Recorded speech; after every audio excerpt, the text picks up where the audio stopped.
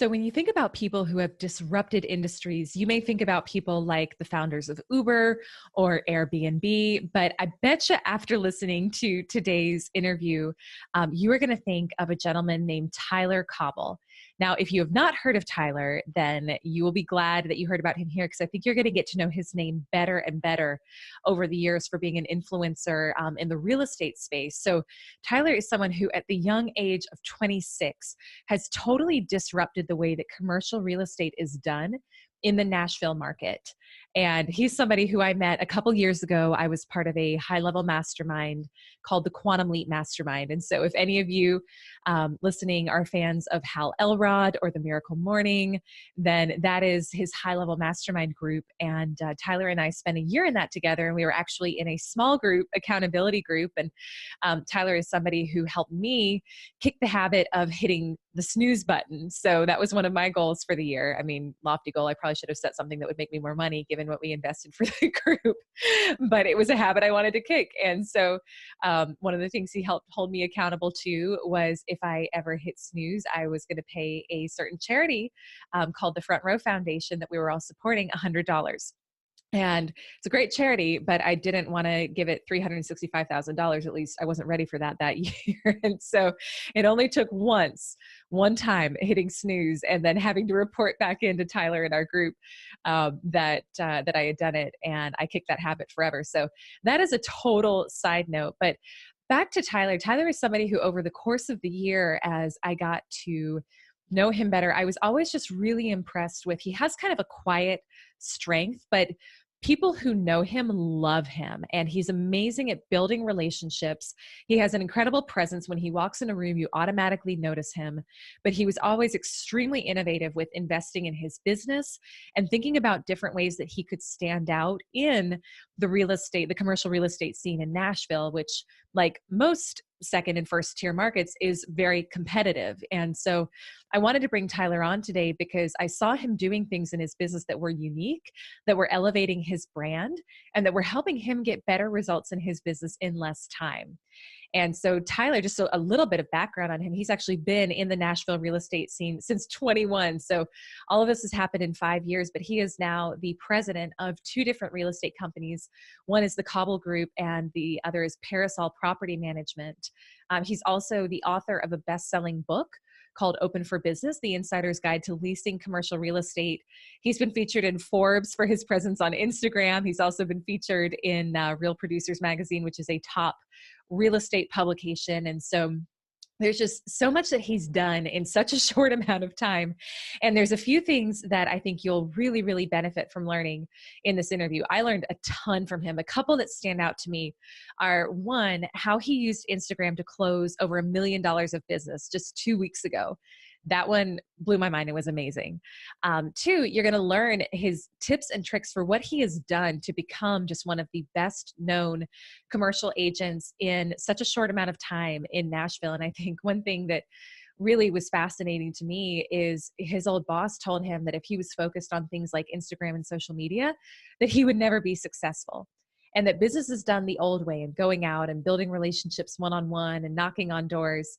And Tyler is good at that, but he also has taken a very different approach and has some strategic ways for him to build a relationship with many people all at once that I think anybody listening can apply to their business and benefit from.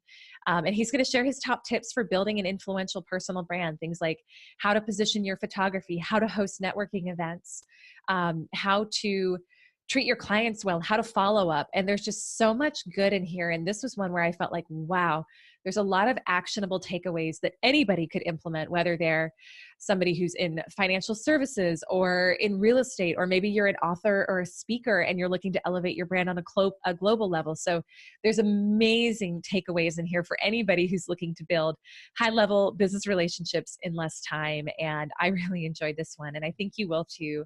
So sit back, relax, and get ready to enjoy this conversation with Tyler Cauble. Tyler Cauble, so good to have you. Welcome to the Instant Impact Podcast. Yeah, Elyse, thank you so much for having me on. I'm really excited to be here. Yeah. It's been a while. It has been a while. Yeah, you and I randomly bumped into each other, like 2 months ago, something like that. And for those of you, nice little wine tasting party. yeah, Not bad. This was like this was like the ultimate wine tasting party by America's first master sommelier. I mean, ridiculous wines, ridiculous company. And Yeah, yeah, it leave it was up to awesome. John Rulin, right? Rulin knows how to put together a good party for sure. Oh So yeah. yeah, so Tyler, for people who don't know you yet or don't know of you yet, tell us a little bit about who you are and what you do. Yeah, absolutely. So I'm in Nashville, Tennessee. I'm a commercial real estate broker. I've been in commercial real estate for the past 5 years.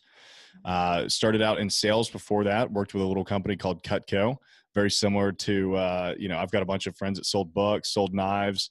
It was one of the best things I ever did, and kind of stumbled my way into real estate. That's awesome. I wonder if the kids who sold books like secretly wanted to sell knives because it just sounds a little bit cooler. I don't it, know. I'm sounds, just guessing. it sounds a little cooler, but honestly, some of my friends that sold books were way more successful, which I thought was pretty surprising. It's a hard sell. It's a hard, you That's know what? tough. It's like You've through got to the be a fire. badass to be good at that. Totally, totally. Well, one of the reasons I wanted to have you on the show is that you and I met through a mastermind group where it's like you had to pay $10,000 to be in the group and to be there for the year. And so I know because of that, that Yeah. you don't shy away from investing in building relationships and getting to know awesome people. So I'd love to hear a little bit of your perspective just on like, when did you first realize that it was going to be really important for you to build a high level network and to really focus on like building those high level business relationships? Yeah, absolutely. So like I said, I got into commercial real estate about 5 years ago. Before that, it was really social. I mean, I was out talking to people, meeting new people every day. It's just what I was doing for my job. But when I got into commercial real estate, I was hired by a boutique development firm that needed an in-house leasing agent. So they already had all of the properties in-house. They own a 150,000 square foot shopping center, a 57,000 square foot office building, several 100,000 square feet of warehousing. And they were also doing some new construction, multifamily developments and single family custom homes, stuff like that. So they brought me in to kind of handle the leasing up of all of those spaces because 5 years ago was a very different market.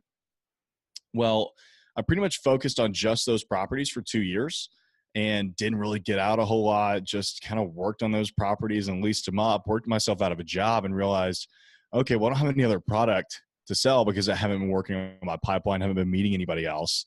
And that's when I, kind of got a little depressed for a little bit. I was like, man, I made the same amount of money 2 years in a row. I don't have anything else coming down the pipeline. What am I going to do? And I just looked back at what I'd done before. I was like, you know what? When I was out meeting people and being social and just building relationships and building true relationships, I was really successful. So I started networking like crazy. I joined a BNI chapter, joined my chamber of commerce, joined the junior chamber of commerce, joined several real estate industry specific groups, and just started meeting people and giving as much value as I could. Mm-hmm. So I think you said something there that's interesting that I want to dive into a little bit more. So you talked about building true relationships. So if you Yeah. were going to define, like not to put you on the spot, but I will, if you were going to define what you see a true business relationship as, how would you describe that? It's a give and take. I mean, you can't just expect to. I mean, what I can't stand is when people show up to a networking event thinking that they're going to hand out a bunch of business cards with their face on them and that anyone's going to care. I mean, I don't know who you are. Why do you think just because you handed me a business card at an event and we talked for 5 seconds that I'm going to send you any business? It's not about that. I mean, you want to build true, meaningful relationships. And so when I go in there, I'm of course willing to talk with anybody, but it's all about the follow up, right? I mean, if you don't follow up with somebody, go meet with them, sit down with them, learn more about them, then you'll never do business with them. So I get really focused and intentional on that, where I would follow up with people that I thought I could give value to, but I could also get value from. And we've passed a lot of business to each other now. I mean, I've got a title company that they send me a bunch of leads. I send them a ton of leads, some architecture firms where it's just you can't expect to just take from everyone. The people that I give the most to are the people that give the most back to me. So tell me a little bit about your follow-up. Do you have like a secret sauce to it where you're just dogmatic about following up within 24 hours, or is it more kind of ad hoc? Like what's the system there? Because that is something that I remember you being really good at from the time we were in our Right. mastermind together. Yeah, no, I wish I had some sort of system to it. I'm like, my head's in the clouds. If you take strengths finders, my number one is futuristic. So I just don't think about details right now at all.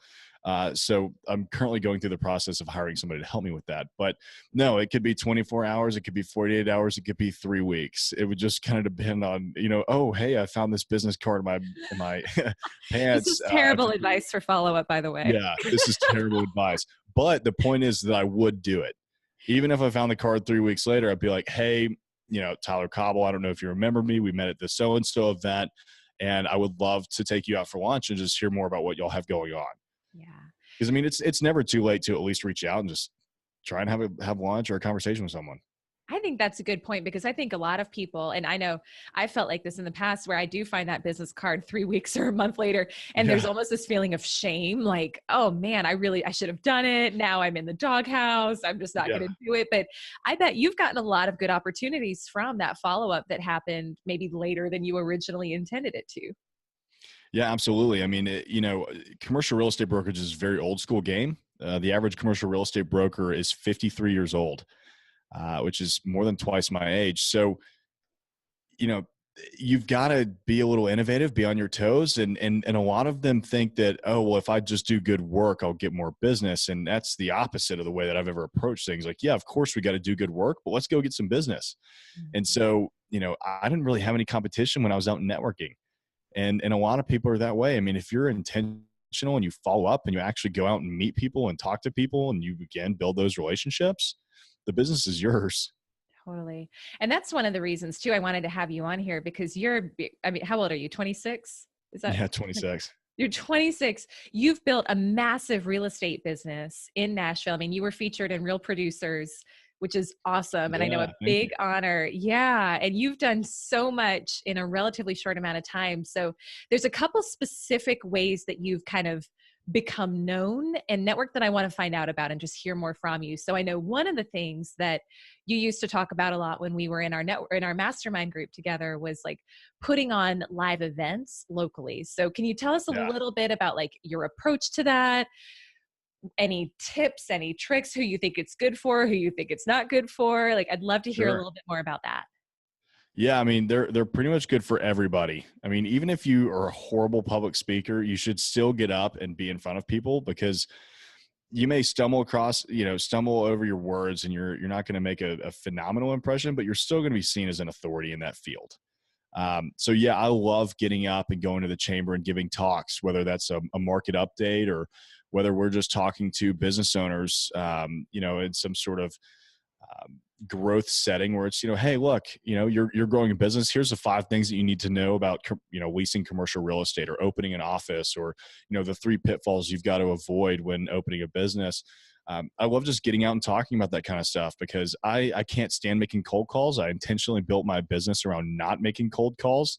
And it took about 3 years to get to, that being super successful. But now we get so much business every day, but it's because, again, what I like about doing live events, I can get up and talk in front of 50 to 100 people and get leads right there instead of having to make 50 to 100 phone calls.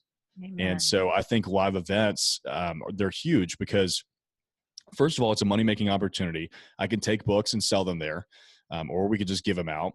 And it sets me up as an authority in that field. So 50 to 100 people or 20 people, it doesn't matter. If there's 10 people in the room, I'll go talk to them. I'll take breakfast and lunch to residential real estate agents' offices all the time, because they're actually one of my biggest referral sources. Yeah, I mean, I'll talk in front of anybody. I think that's the number one best way to grow your business. Did you have to get yourself comfortable with that? Or are you one of those people who has always been pretty confident getting up and speaking? No, I'm kind of a weirdo. I was always into it. I was president of my freshman class in high school, and then I was president of the service club. I guess just from an early age, I kind of got used to standing up and talking in front of people. And so, of course, you still get a little bit nervous every time you do it, but I love it. I mean, it's the best way to kind of take the spotlight and take control of things. If there's somebody who's listening and they're like, man, I know I need to be doing more of that to build my presence in my local community, but it makes me nervous or I'm uncomfortable. Like, do you have any tips or anything you would say to somebody who is uncomfortable that might help them feel a little bit more confident? Just get out there and do it. I mean, the more you do it, the more practice you get, the more comfortable you get with it. Sometimes I'll just get up and I'll just start talking.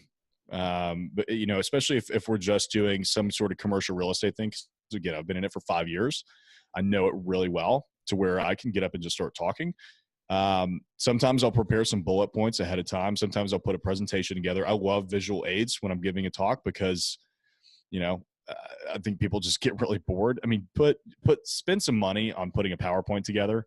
I think that's one of the worst things that you could ever do is just have, don't write everything that you're talking about up on the PowerPoint. I mean, have a nice looking visual presentation that watch Steve Jobs. He gives phenomenal presentations. But yeah, I would say just do it. I know I have some friends that will take some CBD oil before they get up and give talks. I've heard that helps. I've never tried it.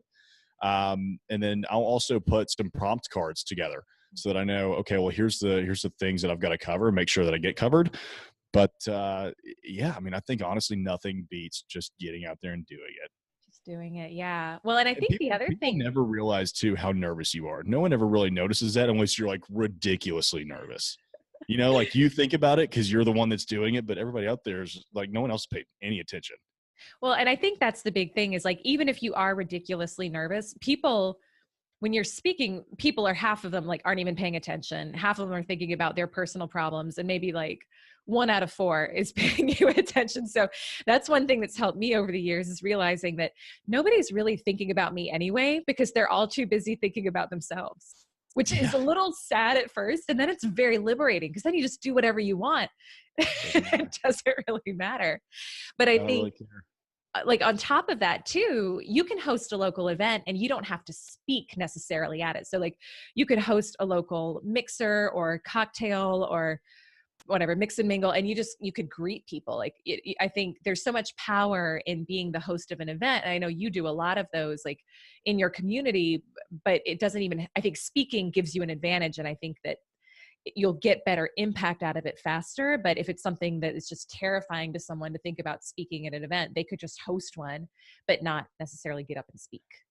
Exactly. I mean, one thing that I do, so I'm on the board for the Real Estate Investors of Nashville. It's a nonprofit that we have here to, help people who are interested in investing in real estate learn how to kind of go about the process.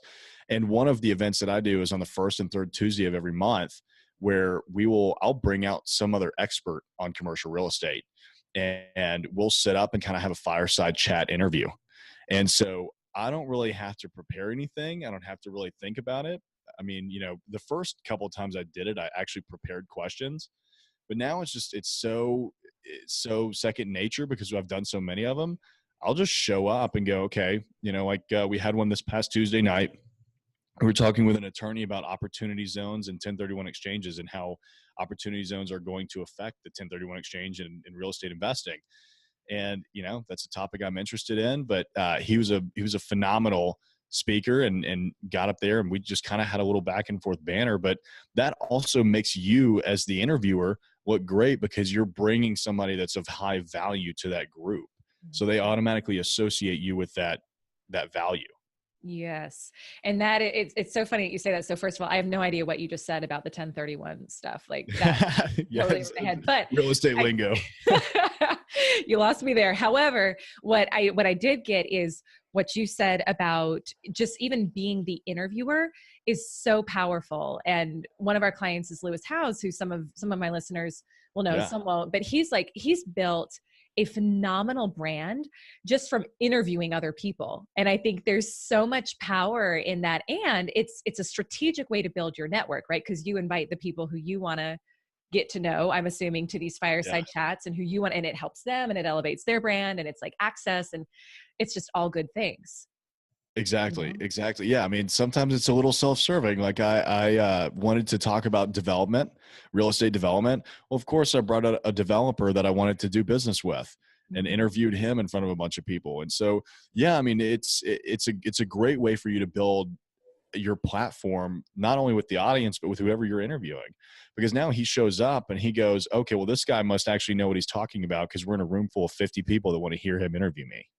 Totally. And I bet you guys have built a great relationship from that. We do a lot of business with him. You're doing a lot. Yeah. Isn't it? Yeah. I truly think every single person should have a platform. I think you should have multiple platforms, but like, if you're not comfortable speaking, get a blog. If you like speaking, do what Tyler's doing. If you are a little more shy and do a podcast, like figure something out. But it's such a good way to build relationships and to help the people who you're interviewing as well. So Exactly. yeah. Now you published a book. Congratulations. I did. Thank you. Yeah. Open for Business, The Insider's Guide to Leasing Commercial Real Estate, which is awesome. So tell us a little bit about like, why did you decide to write the book in the first place?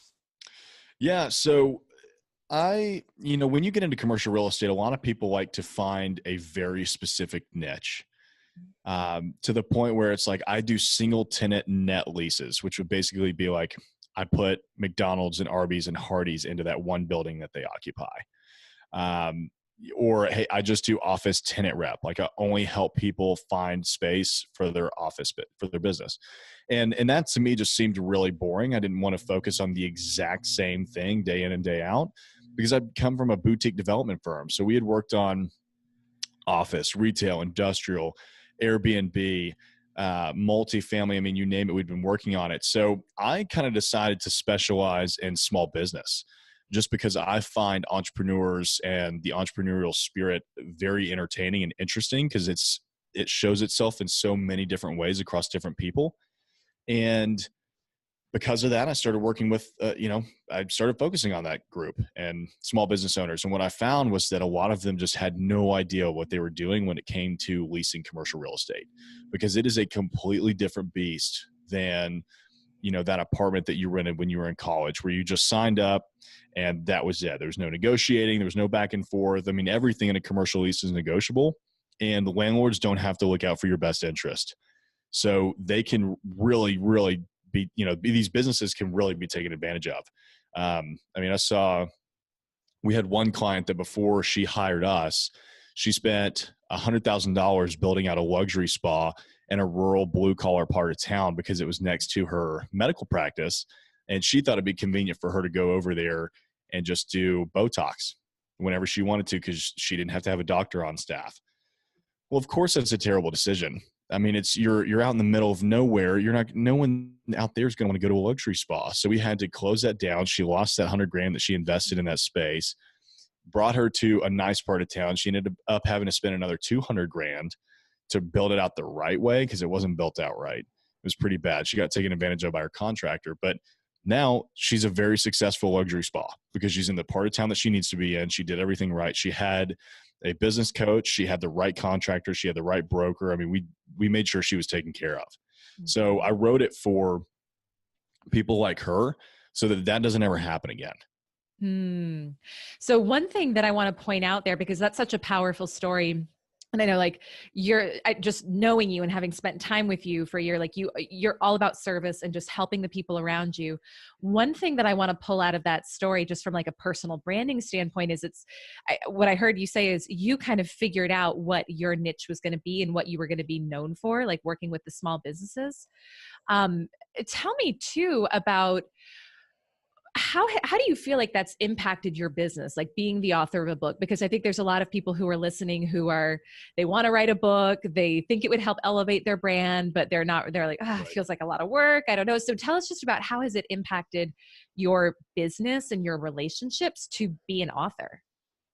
I think it's massive. I had where I met you in the mastermind, I was sitting in there one day in Hal Elrod's mastermind, and I was looking around the room, and everybody, like almost everybody, was an author. And I was sitting there going, okay, well, I'm not going to be the one chump in this room that is not an author. I mean, can I just say I was the only other one who wasn't an author, and I'm still not, but thanks for making me feel good. I felt, I felt weird about it. I was like, yeah, he's an author and he's an author and she's an author. Oh my gosh, they've all got books and they're all super successful. So yeah, damn, I got to write something. So I started brainstorming and came up with a book. And I had a marketing company at the time that I was outsourcing a lot of work to.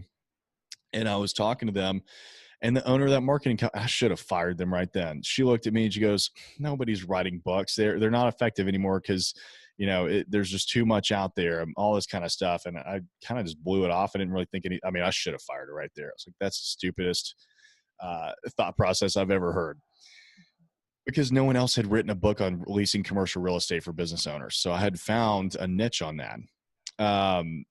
So yeah, I mean, I think it's a massive way to grow your business and set yourself up as an authority figure on whatever it is you do. You know, I didn't write that book to make money on it. I make a few dollars a book every time it sells. And that's, I mean, the amount of money that I would, or the amount of books that I would have to sell to make any money off that is ridiculous. However, if I get one commercial real estate client out of it, I make thousands of dollars. So what And, are, yeah, go ahead. well, I was just going to say, I mean, it paid for itself with two clients. And so by just being able to, if I got two clients out of writing that whole book, it was completely worth it. Totally. And so that ties in with what I was going to ask you. Like, what are some of the practical ways that you use your book to build relationships? So we're about to start actually like promoting it and taking advantage of it. It hit bestseller within about 48 hours when we first launched it back in February. I just haven't done anything with it since. But really, the majority of what I do is send them out to influential people that I want to get in front of. I'll send them in thank you gifts as well, so that they always have a copy of my book. And then what I found too is it's not even as much of what I'm doing as it's how people introduce me. They'll introduce me as, hey, he owns a commercial real estate brokerage and he's also a best-selling author on commercial real estate. Which I think just automatically right off the bat, somebody's going to listen to what you have to say more than if they, hadn't introduced you that way. Totally. Well, and it's so funny as you're saying that. I remember like when you and I caught up at the wine tasting dinner a couple months ago. It was at the house of our co-founders, Rory and AJ. And I was Yeah. back at their house a couple weeks after, and I saw your book there with a handwritten note. It was just like sitting out on the countertop in the kitchen. So you followed up Yeah. fast there, which was impressive. Yeah, it was sitting out on the countertop in the kitchen, and I was just like, it's so like he'll read that book, that book won't get thrown away the way a card might. He'd read the card and appreciate it, but the fact that you took the time to send the book and the card, it's totally different game. So That's awesome to hear that. I mean, I sent that like the day or two after he had that party. it So was that's super awesome. fast. Yeah. It was super. I mean, that to me was an example of like amazing follow-up of just sending that like immediately. But you're right. I mean, you don't write a book to make the money off of it. And I think that's still, for some people, that's a misconception that it will be a big revenue stream for them. It may be, but I don't think you can count on it. However, for building your brand and at age 26 to be a published best-selling author is pretty darn cool. Well, thank you. Yeah, Yeah. I'll definitely never be the next J.K. Rowling. It's not a edge of your seat thriller, but it certainly helps with what I'm trying to accomplish. So tell me, just as we kind of round this out, a couple more questions for you. Yeah. And I think we've kind of been like dancing around this topic the whole time, but I don't know that we've really hit it head on. But I'm just obsessed with personal branding and how it helps you stand out in your marketplace. Do you think, are you like consciously focused on building your personal brand all the time? Or is it something that you feel like is more natural to you? Like how do you approach it, and how integral would you say it's been to your success in your career? Yeah. I mean, I think the personal brand is everything. I didn't really have a background in marketing, but I think I kind of fell into it and realized how impactful that could be on my business. Because 5 years ago I got lazy, and for Halloween I wanted to grow out a beard so I could be a lumberjack. Is that why you have your beard? That's why I have the beard. I Yeah. never knew that. I'm Yeah. learning something new here. I know, right? It was awesome. So I grew it out and I was like, oh, damn, I can actually grow a beard. I might just keep this. Well, it quickly became just a symbol of me. Like most commercial real estate brokers are very clean cut. They're clean shaven. And I certainly don't have a raggedy beard. I mean, I take care of it, but I was always the big guy walking in the room with a beard when there was a room full of commercial real estate brokers, and everybody would recognize me. And it just instantly was, oh, that's Tyler. So that was kind of the first step that I found at having a personal brand, and kind of just built off of it from there. Realized, hey, no one else that has modern marketing. I mean, this all looks like somebody designed their websites, 10 years ago, and they just haven't updated them since. So we came out with a super modern website. I came out with my Instagram. I started actually 2 Instagram accounts for 2 different purposes. Started networking, we send out mailers. I mean, we do a lot of just really different things. Mm-hmm. So yeah, I think that's huge. I love that. I had no idea it started with the beard, which I think is, Yeah. you never know how growing a personal brand will start, right? Isn't that funny? You had a post on your Instagram back in September that I guess you get asked a lot about how you differentiate yourself. And it sounds like that's something a lot of people are thinking about, or see with you. And so I just think it's interesting to hear you talk about all these, Yeah. and it's little stuff, right? Like some of it is your personal presentation. Some of it is just having that modern marketing. Is there anything else that you would say that you consciously do to try to differentiate yourself when you're building your brand or working with clients? I would just say that, I mean, really, we're not a commercial real estate brokerage. I mean, I think that that's one of the biggest things that differentiates us. We're a marketing company. And that's what a lot of commercial real estate brokers get wrong, is that they think that, oh, well, hey, I've got to go sell to this guy so that I can get the listing. And then if I just put a couple of signs up and it's a good listing, then I'll get the deal done. Well, no, you gotta market around that, and you've got to have some sort of presentation that's eye catching, because there's other pieces of real estate out there that anybody else could go take a look at, and they'll buy that or they'll lease that. I mean, you've got a lot of competition. So yeah, I mean, I think it's just taking a modern approach to it, which no one else was doing at the time that I started doing it, and most of them still aren't. I mean, they're not catching up. I mean, we're about to, on top of everything else that we've got going on, we're about to launch a podcast and a video series, called the Commercial Real Estate Tip of the Week, and we now have a drone. I have a photographer that's full time in house. So he helps me with my Instagram, but he's also doing interior, exterior photos of all of our listings. He's also got videos. So he does videos of all, video tours of the interiors of our spaces. We do drone videos and drone photos because we've got all of that in house. When we were talking about that today, we can turn that around in under a week because we have it in house. So no one else really has that capability.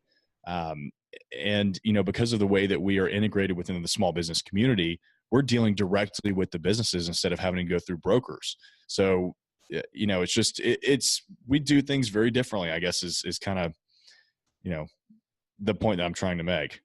So you just said something that I think a lot of people who are listening are like, really? You pay to have a full-time photographer in-house? Yeah. And I mean, it's kind of like the Gary V approach of just have someone follow you around, and like that is part of how he has built his brand. And even Lewis, when he's asked about what is the most important thing to his brand, it's the photos. And so that was the other thing I wanted to ask you about. And I told you this in the pre-chat, was that your Instagram is the most beautiful Instagram I've ever seen for a man.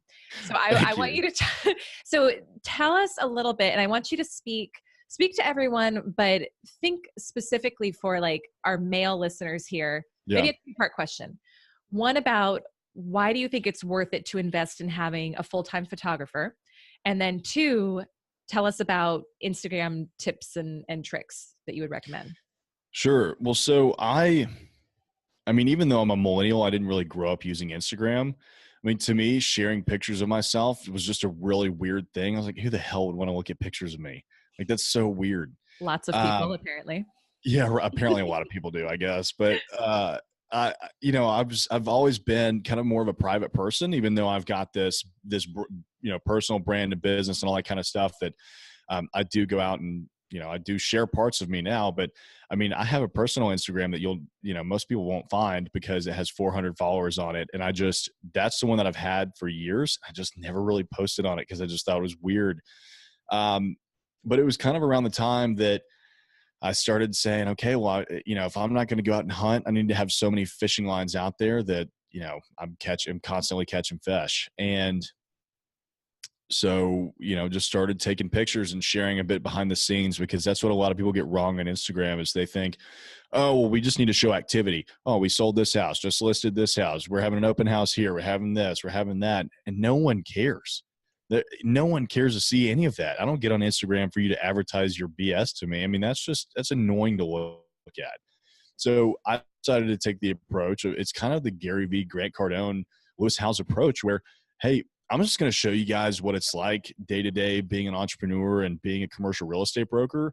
And, you can kind of take it or leave it. And I think a lot of people just ended up relating to that, and they liked, what I was sharing, because I'm giving tips to business owners and I'm telling, about a deal that we just lost and why. And, how we're going to try and change that. And, here's this cool party that we've got going on behind the scenes. And every now and then I'll talk about properties that we've got, we're listing, or a property that I'm buying, and, investments we're making and stuff like that. But, more often than not, it's just, you got to have really good pictures, and you got to have, cool captions where people want to relate to you. And it's, it's 2018, it's about to be 2019. I mean, people build relationships online now. And I got chastised at the last company I was with, for focusing on Instagram.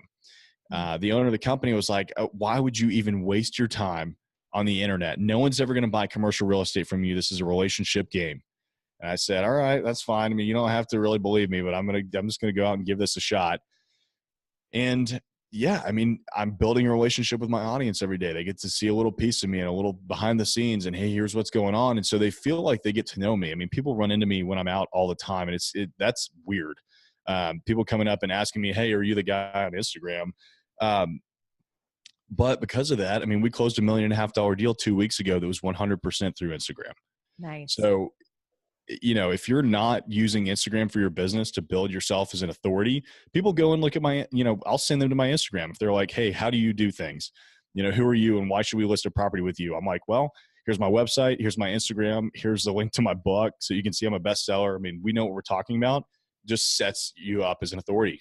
Mm-hmm. I love that. And do you like plan out the content really far in advance? Do you have a content calendar? Is it something that you kind of do more ad hoc? Like, how do you approach that?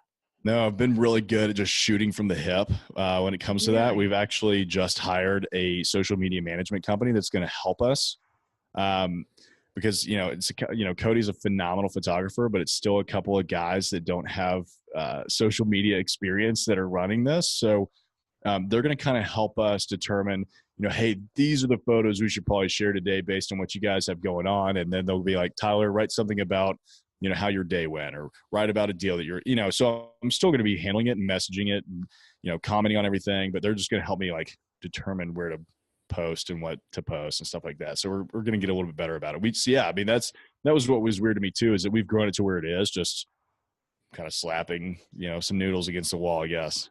That is super impressive. Yeah. Because you would not know that looking at it. What would you say is the point where you would say somebody should be when it's like, yeah, it's time to hire a Cody. It's time to bring somebody in-house. And like people who are listening here are all different industries, but are there any triggers, or like, how would they prioritize that against other investments that they might be making on their brand? Well, I think you just have to run the numbers and go, okay, well, it cost X to have a photographer on staff. If I get one deal through Instagram for the year, does that pay for it? Or if I get 2 deals, or if I get 10 deals, or if I get 100 deals, does that pay for it?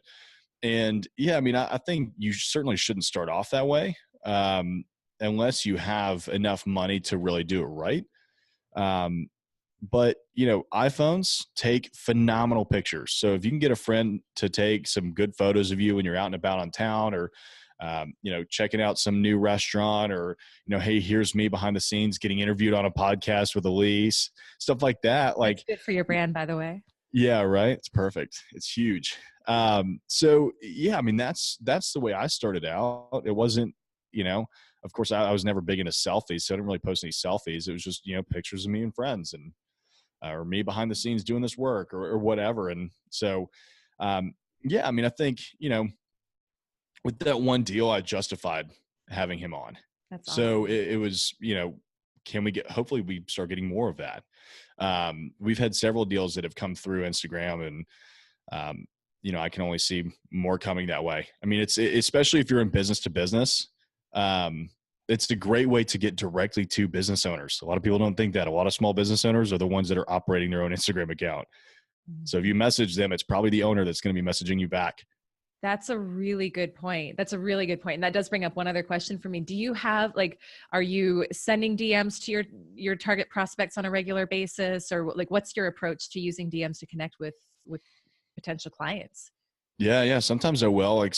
We saw one the other day. It was a commercial real estate news source they started a series of, hey, here, look at how this broker is using social media. And they had used one of my friends that I recognized in the photo. I was like, oh, that's really cool. And then saw what they were talking about. So I messaged them immediately. I was like, hey, whenever y'all are ready to do it on us, we'd love to talk to y'all.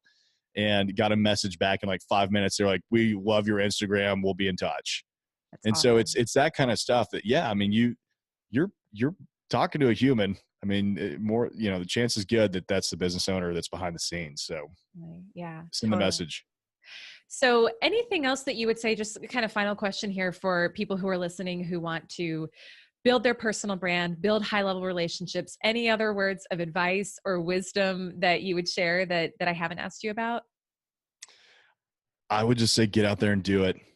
There are so many people that think about it and they go, okay, well, I'm going to read a book and I'm going to watch a video on this. I'm going to listen to this podcast, and they just never do it. Just get out there and start meeting people and try to give as much as you can. Cause the good people will always give back. Yeah, totally, totally. So this was amazing. I mean, I feel like I got an education and I want to go out and hire a Cody. And my poor husband has been turned into an Instagram husband. So I think he would love for me to actually hire Yeah, I someone. bet he would. That's Although awesome.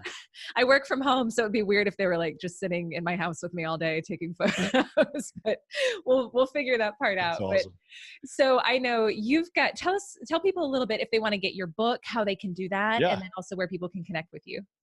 Yeah, absolutely. So you can follow me on Instagram. It's at commercial_in_Nashville. So like commercial real estate in Nashville. I also have another account that I use called Architecture Nashville. That's a much bigger account. That's for another time. We can talk about that. But then you can get the book.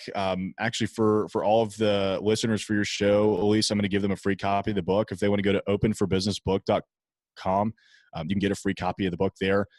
But yeah, connect with me on Instagram. Love to talk to y'all. Nice. Well, I appreciate that. And I think for our listeners, like, even if you're not in commercial real estate, like, get a copy of the book just to see how Tyler did it. Yeah, I think you're a great example of building a really strong personal brand, whether somebody is listening who's also in commercial real estate or they're in finance or they're a business owner, like whatever it is, look to Tyler as an example because he has done a really good job. So Well, thank thank you. you, Elyse. I really appreciate that. Yeah, absolutely. Yeah. Thank you for your time. Thank you for your friendship. Thank you for the example that you set for all of us who are looking to elevate our own Of personal course. brands, and just appreciate you. No, thank you. Keep rocking it with the podcast. I'm excited for you. Awesome. Thanks, my friend. All right.